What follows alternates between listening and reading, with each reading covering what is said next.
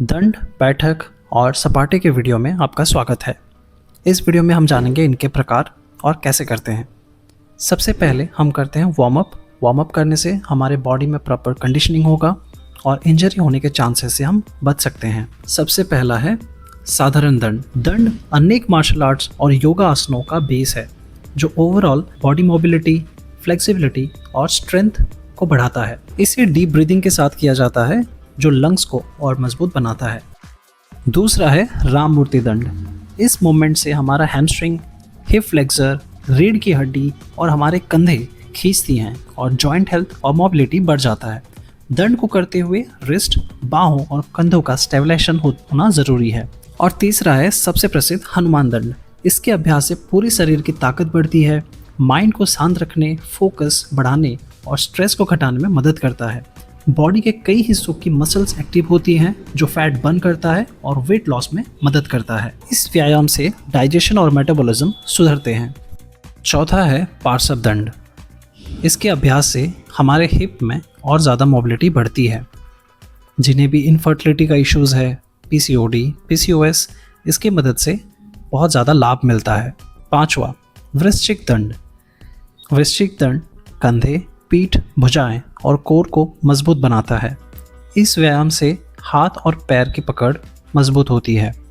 कमर, हिप्स और जांघों की मसल्स में मजबूती आती है। इस अभ्यास को करते दौरान हमारी छाती और कंधे की मसल स्ट्रेच होती हैं जिससे शरीर में लचक आती है, फ्लेक्सिबिलिटी इंक्रीज होती है। इस दंड की वजह से डाइजेशन स्ट्रांग होता है, मनोबल और तसल्ली में वृद्धि होती है, नर्वस सिस्टम पर अच्छा प्रभाव पड़ता है, स्ट्रेस कम होता है। सातवां है चक्रदंड।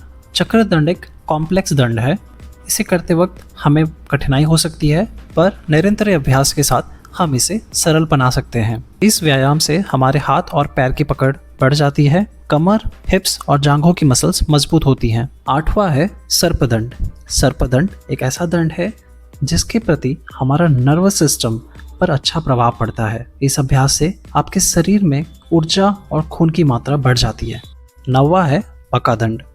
बकादंड करने में कठिन है पर निरंतर अभ्यास करते रहेंगे तो आसान हो सकता है।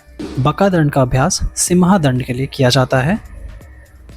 सिम्हादंड को इस प्रकार एक वेव के फॉर्म में किया जाता है जिससे हमारी भुजाएं और मजबूत होती हैं।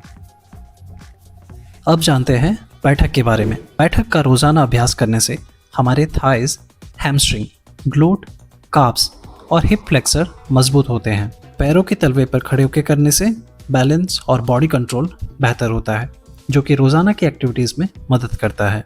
ज़्यादा रेपिटेशन करने से दिल की धड़कनें तेज होती हैं जिससे स्टेमिना बढ़ता है, कैलोरीज बर्न होती है और जो वजन करने में मददगार होता है। घुटने, एंकल मजबूत होते हैं और हार्मोन जैसे कि टेस्टोस्टेरोन उसका भी स्तर शरीर में बढ़ता है। अगर बैठक सही ढंग से किया जाए तो शरीर में ऊर्जा बनी रहती है और शरीर जल्दी से थकता नहीं। एक बात का खास ध्यान रखिए, अगर आपके शरीर में इंजरी या सर्जरी हुई है तो आप किसी योग शिक्षक से या डॉक्टर से पूछ के करें। जब हम इन दोनों अभ्यास को जोड़ देते हैं, दंड और बैठक, वो बन जाते हैं सपाटे। आइए जानते हैं। सपाटे में छाती, पीठ, बाहें, पैर सभी जुड़े होते हैं जो शक्तिशाली और कार्डियोवास्कुलर कंडीशनिंग देता है। रोजाना सपाटे से टेस्टोस्टेरोन और ग्रोथ हार्मोन बढ़ते हैं जो ताकत, ऊर्जा और सेहत को बढ़ाता है।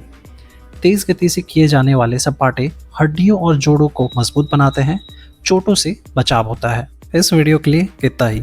मिलते हैं अगले वीडियो में।